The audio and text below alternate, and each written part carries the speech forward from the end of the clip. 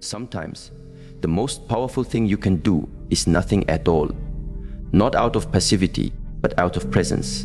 This may sound counterintuitive in a world that teaches us to chase, fix, or prove ourselves in the eyes of others.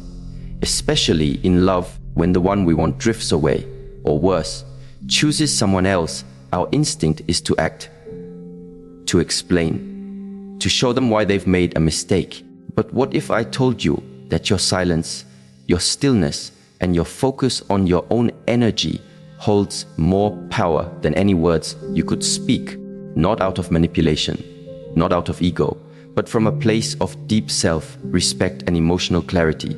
In relationships, it is not always your presence that changes the dynamic. It is how you carry your absence. When you walk away, not in anger, but in peace, you send a vibration louder than any demand for love. That's when something unexpected happens. The person who left begins to feel your presence more after you're gone. Not because you chased them, but because your stillness became a mirror to their own noise. Sometimes we believe the only way to be loved is to be seen constantly, to be heard, to be noticed, to be validated. So we cling, we chase, we explain. But this very effort, though fueled by longing, creates the opposite effect. It pushes the other person further away. The more energy you pour into making someone stay, the more they feel the need to leave. This is not because love has disappeared, but because the balance of energy has been disrupted. In every relationship, there exists a subtle, often invisible force. Some call it chemistry. Others refer to it as connection. But beneath these terms lies something deeper. What can be described as emotional gravity, just like physical gravity pulls objects toward a center of mass. Emotional gravity pulls others toward the source of calm, stability, and self-assured presence. The one who is grounded becomes the one who is most felt. When you chase, you abandon your own gravity. You lose your center. You orbit around someone else. And that's when the emotional field collapses.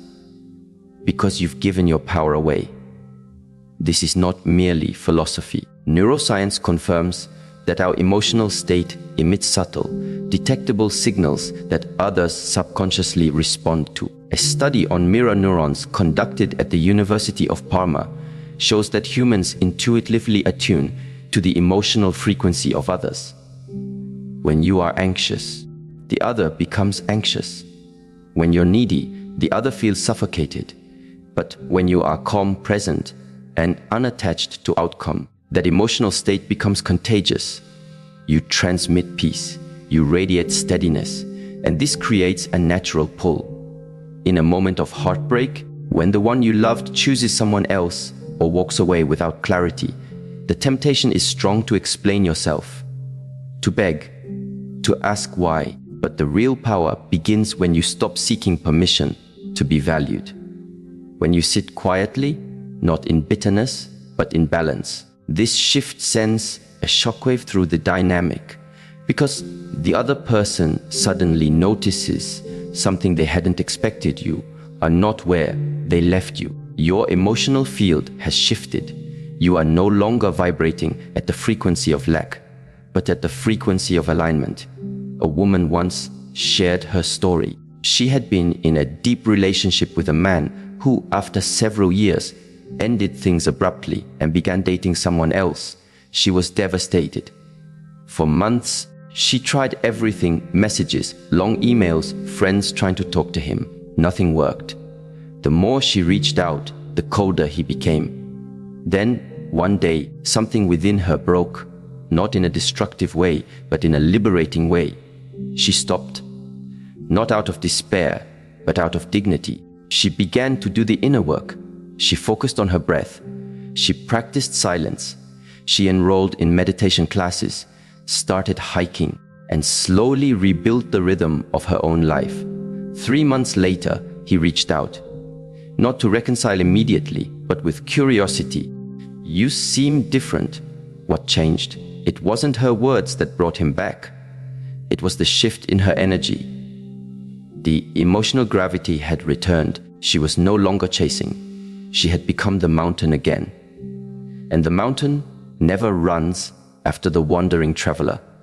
It simply stands in its power, and one day, the traveler looks back and realizes he left something sacred behind. This principle of emotional gravity is not about silence as a strategy. It is about transformation. You must become the person who no longer needs the other to return in order to feel whole. Only then can their return be a recognition, not a rescue. Wholeness is magnetic. Wholeness is what awakens remembrance in the other. When you return to your own core, the other begins to feel your presence in your absence more deeply than they ever did when you were constantly available. And that presence doesn't shout, it whispers through the spaces you no longer fill, through the silence of your unread messages, through the calm they see in your eyes if they meet you again. This presence is not a game. It is your truest power. And it begins when you reclaim your emotional gravity and anchor yourself in stillness, not strategy. It is easy to confuse stillness with waiting. But stillness is not passive. It is deeply active. It's the quiet work of strengthening your nervous system, learning to sit with your emotions, and building a life that doesn't orbit around one person. It is not the absence of feeling, but the ability to contain those feelings with dignity. That is what creates the field others are drawn back into. Not because you asked them to come back, but because they felt something that cannot be explained. The second shift that changes everything comes in how you respond to emotional pain.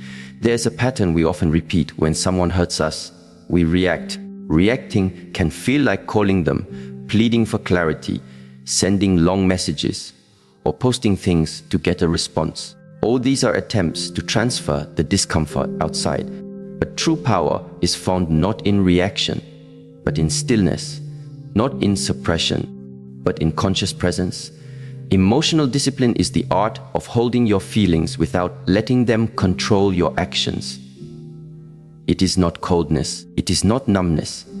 It is the refusal to be led by emotional chaos. In Eastern philosophy, there's a teaching. The mind is like water. When it's turbulent, you cannot see. When it's calm, clarity comes. This applies to love. When your emotions are in turmoil, you cannot make wise decisions. You confuse anxiety with connection. You confuse familiarity with destiny. But when you allow the storm to pass without reacting to it, you see clearly what is true. Let's imagine a man leaves a woman unexpectedly. He finds someone else, seemingly happier, more fulfilled. The woman, heartbroken, wants to scream, wants to ask why, wants to show that she was the better choice. But she pauses. She breathes. She walks by the river instead of sending that long message. She writes in her journal instead of scrolling through his social media. She sits with her pain, not to suffer, but to understand.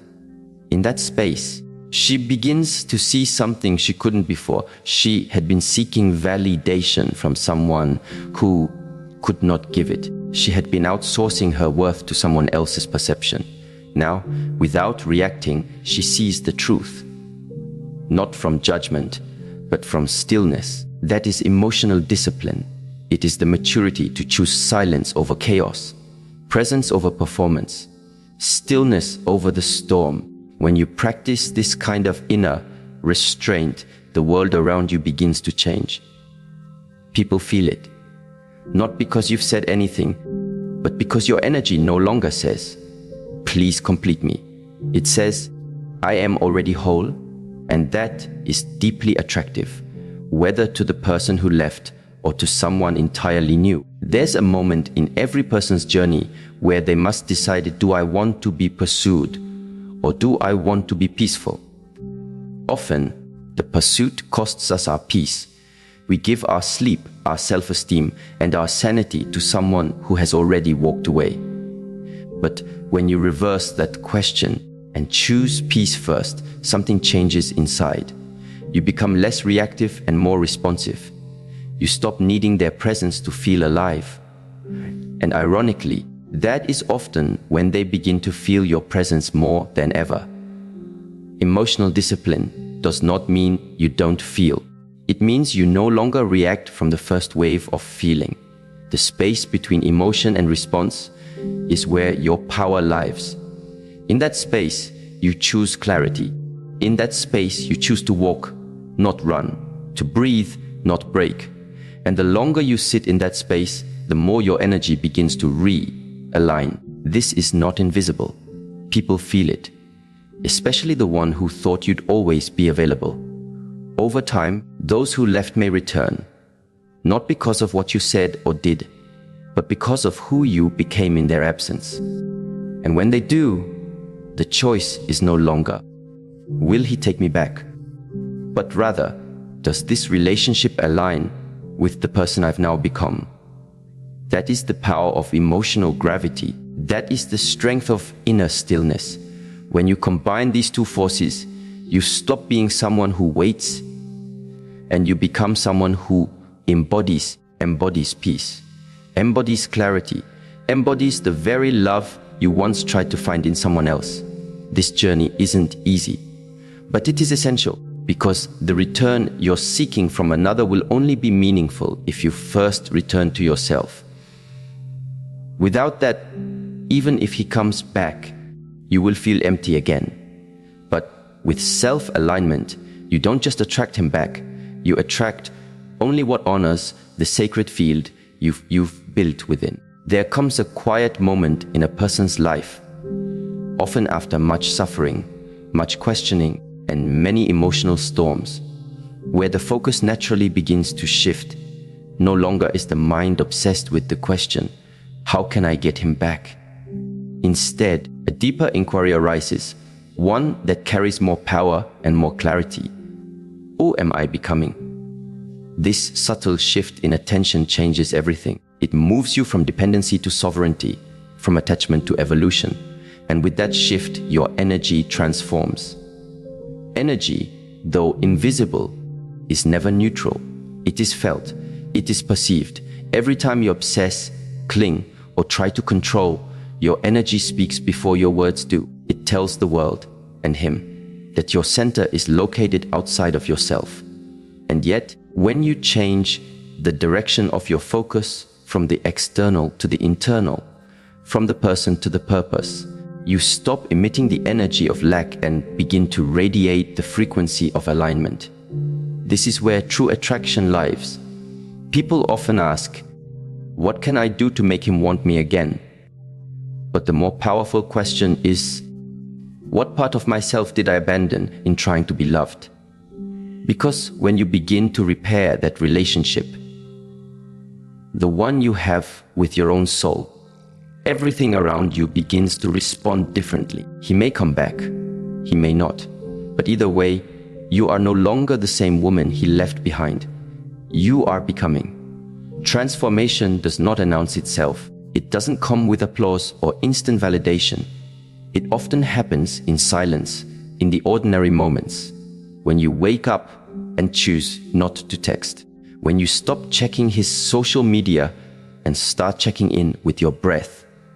When you sit alone with your tea and listen, not to the noise of the world, but to the quiet guidance of your own heart.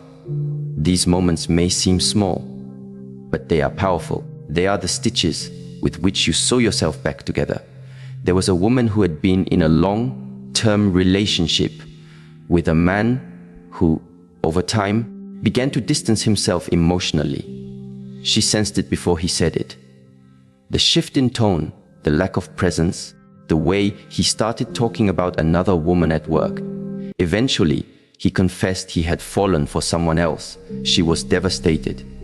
For weeks, she could hardly sleep. She wanted to do everything she could to win him back. But something in her paused. She remembered an elder's words. Don't lose yourself trying to hold on to someone who is already letting go. She began to focus on herself, not to prove anything, but because she realized that in the effort to be loved by him, she had stopped loving herself. She revisited her childhood passions, painting, journaling, long walks under the trees. She began to nourish her body, not out of vanity, but out of care. Slowly, her energy began to shift. She was not chasing, not performing, not waiting. She was becoming. Months passed. One afternoon, he showed up, not with grand apologies, but with a look of surprise. "You look different," he said. But what he couldn't fully articulate was what he felt. Her energy had changed. It was no longer seeking. It was resting in itself, and that energy, once lost, had become magnetic. Whether or not they reconciled became irrelevant, because she had already reconciled with herself. There's a reason why transformation often happens after loss, because pain breaks the illusion. It humbles the ego. It forces a kind of spiritual sobriety, where the games no longer appeal, and what remains is truth. And in that truth, you remember the most beautiful version of you was never the one trying to be loved. It was the one who remembered she already is. When your focus shifts from wanting someone to see your value to actually living your value, you stop trying to prove anything. You begin to embody. And embodiment is far more powerful than effort. It is felt in your tone, your walk, your stillness. It does not demand attention. It commands it. And when someone from your past encounters this new version of you, something stirs in them. Not always consciously, but deeply. Because energy doesn't lie. But perhaps the greatest paradox in all of this is that it's often not your presence that teaches someone your worth. It's your absence. There are things a person cannot see when you're always available.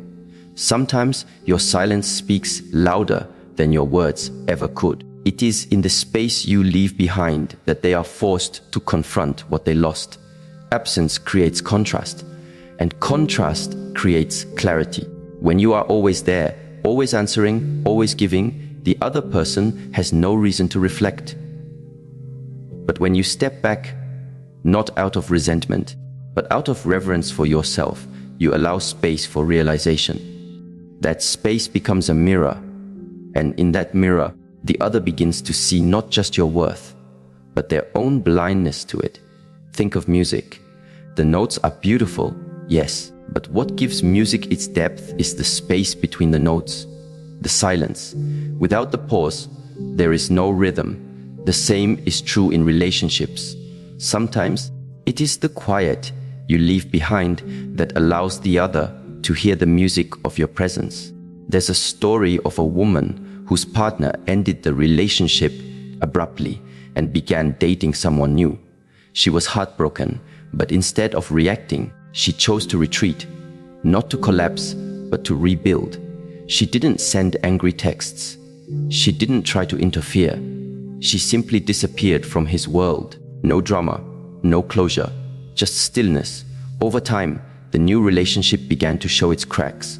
The thrill faded, and what lingered was the memory of the woman who didn't beg, who didn't chase, who didn't try to explain. He reached out, not because the new person failed, but because in the absence of chaos, her dignity echoed louder than anything she could have said. He realized that what he had left was not just a person. It was a presence. And that presence, now matured and calm, pulled him back, not with force, but with grace. But not every absence will result in someone's return. That is not the point. The purpose of absence is not to manipulate. It is to purify, to give space for clarity, for both you and the other person. If they come back, it should not be because you waited, but because they awoke. And if they do not, it should not be because you failed, but because something greater awaits you. In the natural world, absence is part of the cycle. Trees shed their leaves. The moon disappears. The tide recedes. And in that absence, life prepares for something new. So too in love. Your withdrawal, when done consciously, is not an end. It is a preparation, a sacred reset.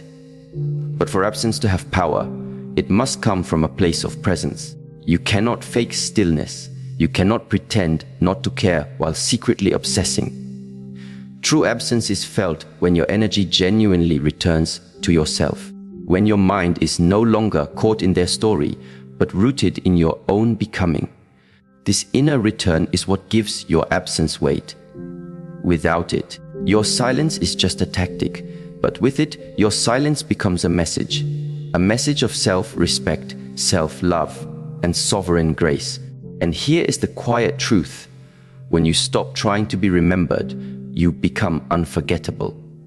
When you stop trying to be chosen, you become the one who chooses. And when you no longer place your worth in another's hands, those hands begin to tremble in your absence. This is not about punishment. It is about presence. You become so rooted in yourself, so aligned in your energy, that whether someone comes back or not is no longer the defining question of your life. The defining question becomes, what kind of person am I becoming in this silence? That is where your power lies. And if he does return, truly return, it will not be to the woman who waited. It will be to the woman who rose, who softened, not from weakness, but from wisdom, who stepped back not to be missed, but to be found by herself first. And only then by the one who sees her not as an option, but as a rare and sacred presence that cannot be replaced. Discipline is a word that makes many people uncomfortable. It sounds rigid, strict, even cold. Yet in its truest form, discipline is the foundation of self-respect. It is the structure that allows freedom to emerge, not the freedom to act on every impulse, but the freedom to choose wisely, even when emotions are loud. In relationships, especially those filled with uncertainty or pain, discipline becomes one of the most sacred tools a person can possess. And among all the forms of discipline, emotional discipline is the one most often neglected, yet most deeply needed. To feel deeply is not a weakness. Emotions are the language of the heart. They tell us what matters, what hurts, what we long for. But when we allow our emotions to dictate our actions without reflection, we end up in cycles of regret, desperation, and further emotional injury. True strength is not in feeling less, but in responding with wisdom. And that wisdom is born in the space between the feeling and the reaction. A woman finds out that the man she loves has chosen someone else. Her heart tightens, her breath shortens, her mind begins to spin. She wants to call him, to ask why, to remind him of all they shared. She wants to send a message at midnight, maybe a long one, or perhaps just a short, "I miss you." But somewhere in her awareness, another voice arises, not loud but firm. It whispers, "Wait, not forever, just long enough to let the storm inside her settle." That pause is discipline. It is not suppression. It is conscious choice. In that moment of stillness, she begins to see clearly what reaction would have cost her. Maybe it would have given her temporary relief. Maybe he would have responded. But at what price? Her dignity, her peace, her sense of self-worth. Emotional discipline doesn't mean you deny the ache. It means you learn to sit beside it without letting it drive the wheel. You breathe with it. You allow it to speak. But you don't let it scream through your fingers onto a keyboard or through your mouth into the silence of the night. There is an ancient teaching that says, the man who conquers a city is not as strong as the one who conquers himself. In matters of the heart, conquering the self doesn't mean controlling it like a tyrant. It means guiding it with compassion and clarity. You don't silence your inner child. You take her hand and show her another way to respond to pain. You teach her that not every open wound needs to be bandaged by someone else. Some wounds require only presence, patience, and time. A woman once told the story of how she used to act when her relationships ended. She would plead, panic, try to fix everything with a conversation. She would send messages that dripped with desperation, hoping to reignite something that had clearly extinguished. One day, after yet another goodbye, she felt the familiar rush of emotion, the unbearable silence, the fear of being forgotten. But this time, she did something different. She did nothing. She closed her phone, she sat by the window, she cried. But she didn't reach out. She simply stayed present with herself. She later described it as one of the hardest things she had ever done, not because of the pain, but because of the restraint. But in that space, something extraordinary happened. She didn't crumble. She didn't vanish. She began to meet herself in ways she never had before. Her identity slowly uncoupled from being wanted. Her value began to rise from within, and when weeks later he did reach out, she wasn't the same woman anymore. She didn't need a response. She didn't need a return, because the one who had returned to her was herself.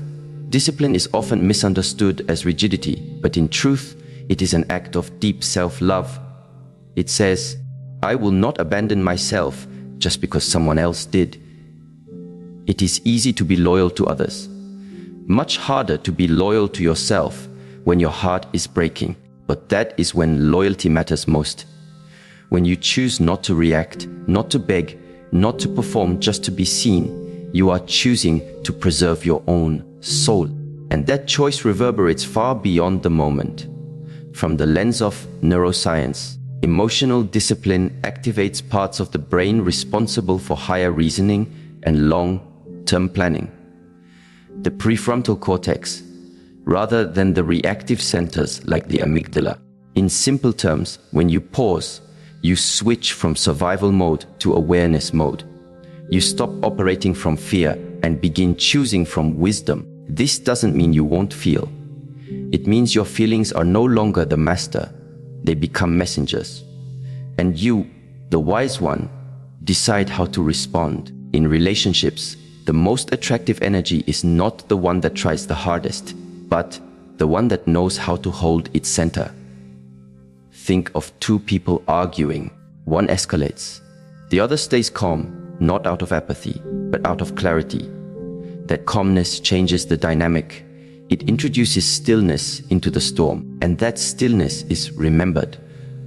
Likewise, when someone pulls away from you, especially someone you love deeply, your ability to remain grounded, respectful, and whole speaks louder than any demand or outburst ever could.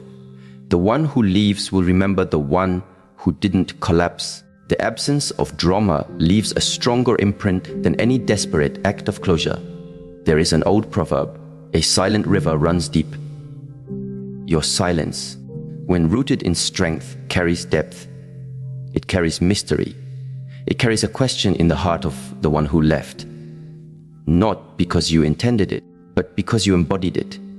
That embodiment is the result of discipline. But to reach that space, you must understand the difference between suppression and containment.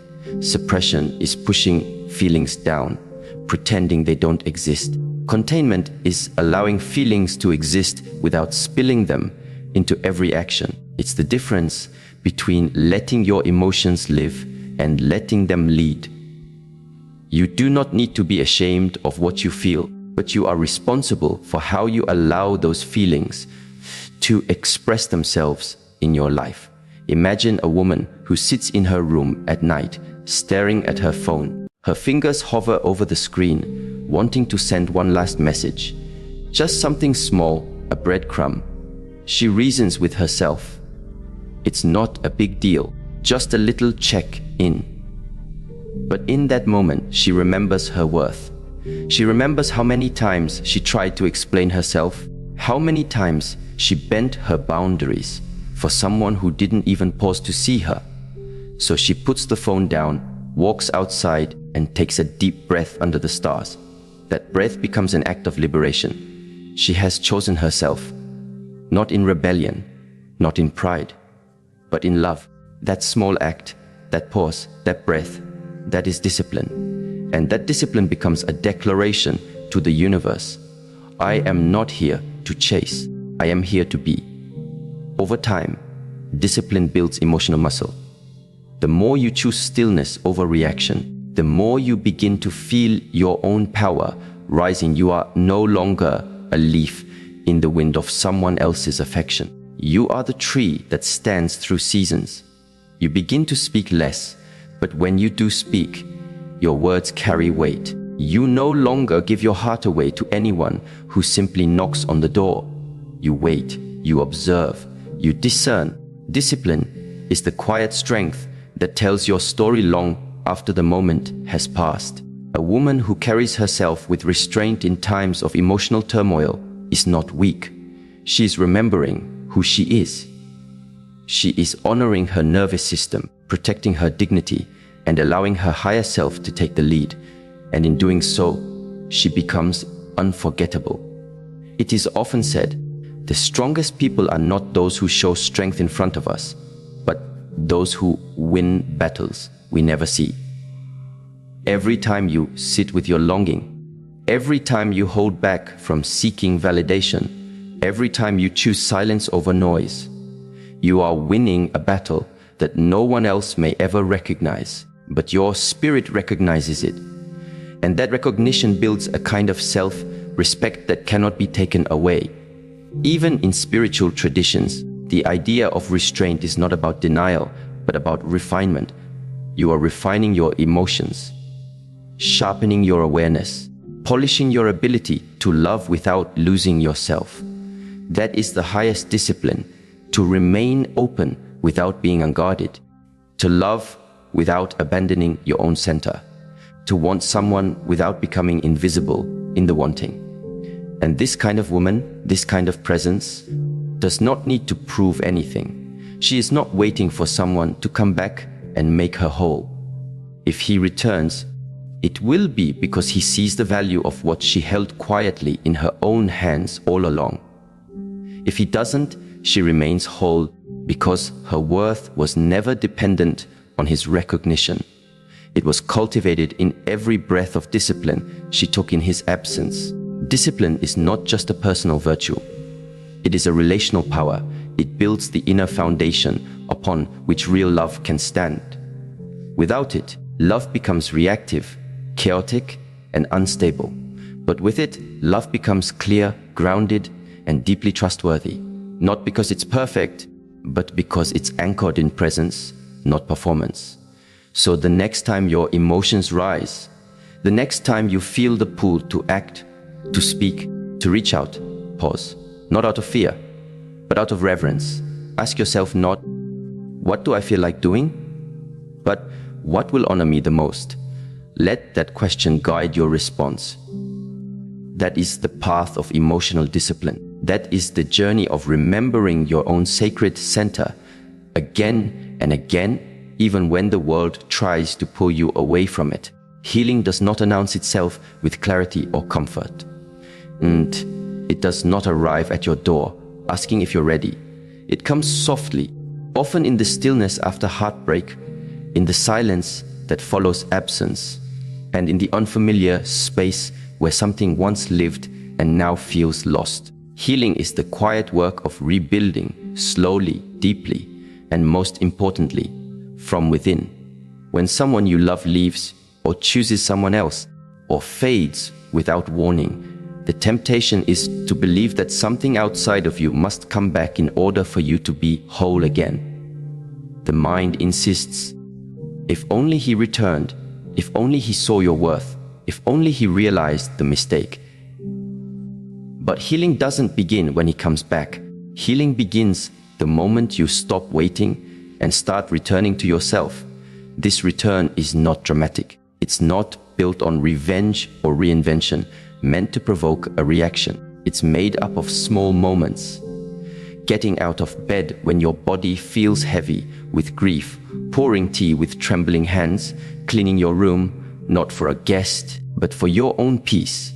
This is how the self is rebuilt, brick by brick, choice by choice. It is not glamorous, and it rarely feels victorious in the beginning, but it is sacred. Rebuilding from within means shifting your focus from what was broken externally to what longs to be restored internally. It asks you to see your heart not as something that failed, but as something that has now been made more available to yourself. So many people confuse healing with moving on. But true healing isn't about leaving pain behind. It's about integrating it into a wiser version of who you are. You don't forget what hurt you. You learn to hold it differently. There's a woman who once poured all her love into a man who promised forever. He made her laugh, made her feel seen, made her believe in shared dreams. Until one day, his energy shifted. He became distant, then detached, then gone. No reason, no goodbye, just silence. At first, she panicked. She checked her phone every few minutes. She played back every memory, wondering what she had missed. She considered reaching out, desperate for closure. But then something happened. Not all at once, but gradually. She noticed that she had stopped doing the things she loved. She hadn't danced in months. She hadn't visited her favorite coffee shop. She had slowly and unknowingly vanished inside a relationship that had become her center. So she began not with bold declarations, but with simple steps. She danced in her kitchen. She bought a new journal. She wrote a letter to herself that read, "I'm still here." That was her starting point. What she was doing, without naming it, was rebuilding the home inside her that had been abandoned. Not just by him, but by herself. When we place the responsibility of our happiness in someone else's hands, we unconsciously leave the key to our own inner house outside the door. And when they walk away, we feel locked out of our own peace. But healing teaches you how to find that key again. Sometimes it's buried under grief. Other times it's hidden beneath old stories about not being enough. But it's always there. And when you find it, you begin to realize that the love you were craving from someone else was never missing. It was misdirected. The attention, the tenderness, the devotion, all of it can return to its rightful place. From a psychological perspective, the experience of heartbreak often reactivates childhood attachment wounds. It brings up feelings of abandonment, rejection, and fear of being unlovable. That's why the pain can feel so disproportionate. It's not just about the one who left. It's about all the moments long before him when you felt invisible or unworthy. This is why rebuilding from within is so crucial. Because if you don't tend to those deeper roots, you will keep planting your heart in barren soil, hoping someone else's presence will finally make you bloom. True healing is not passive. It is an active, embodied practice. It is choosing to witness your own suffering without abandoning yourself again. It's taking responsibility, not for what happened, but for what happens next. You begin to ask different questions. Not, why did he leave?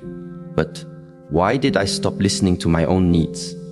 Not, what's wrong with me? But, where did I forget myself? These questions don't bring immediate answers, but they open doors.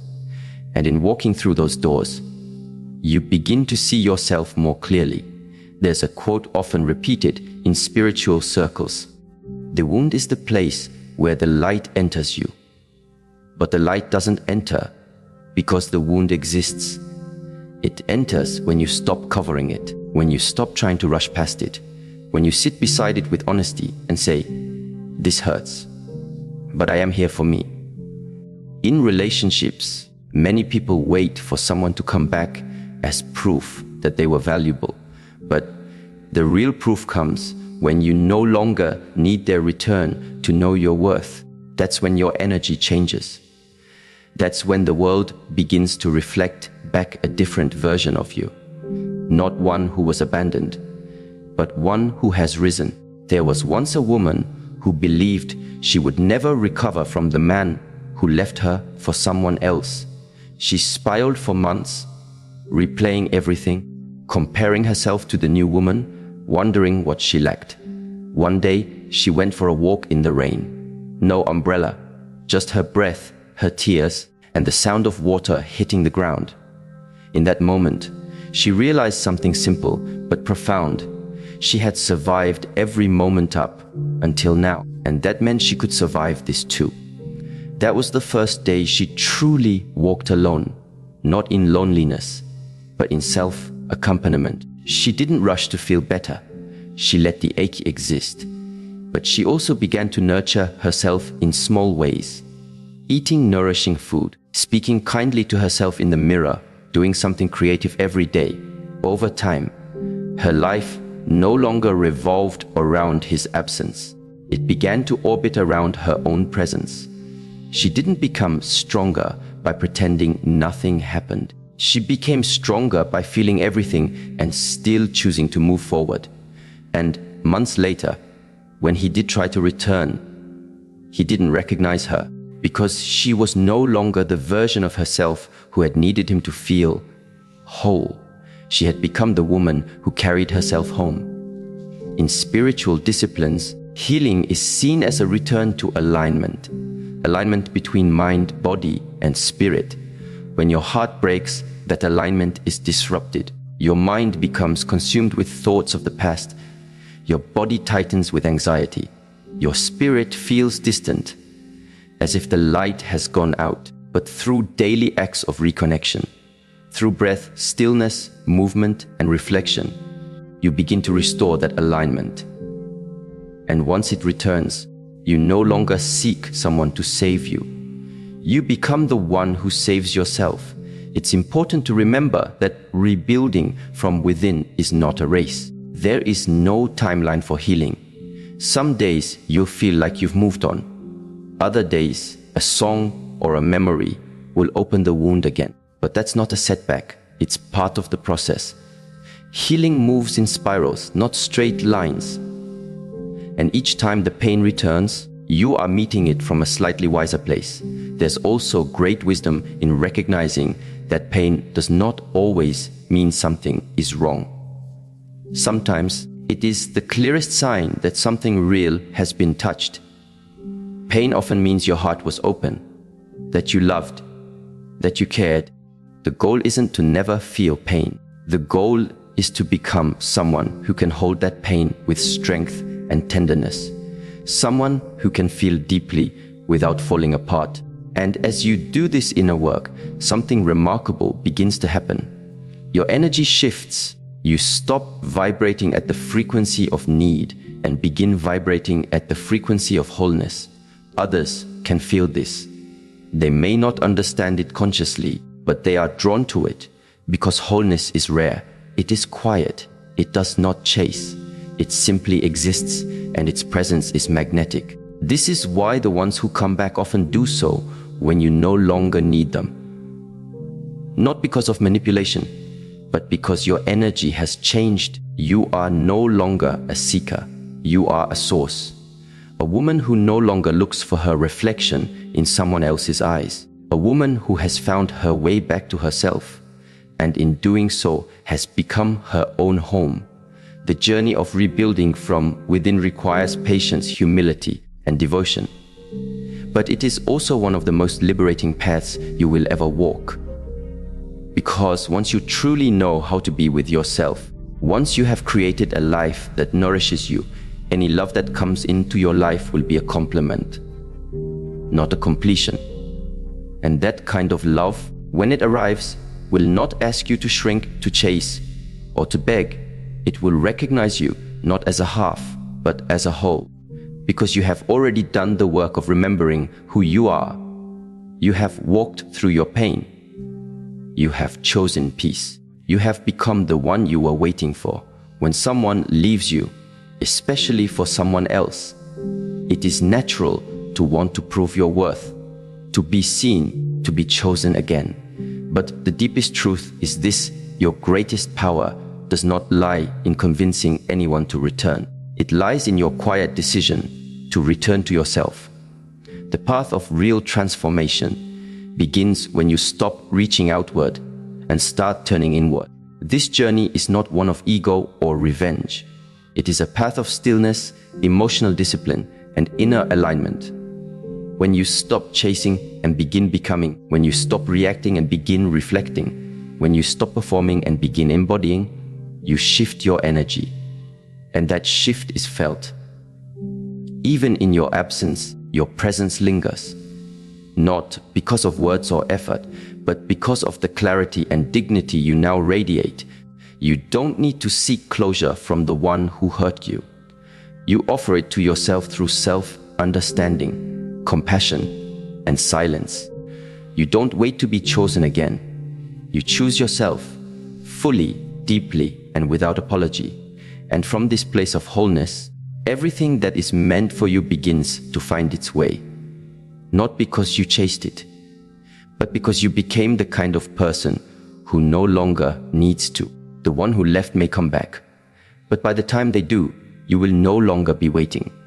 You will be rising, anchored in self-worth, radiant in peace, and free.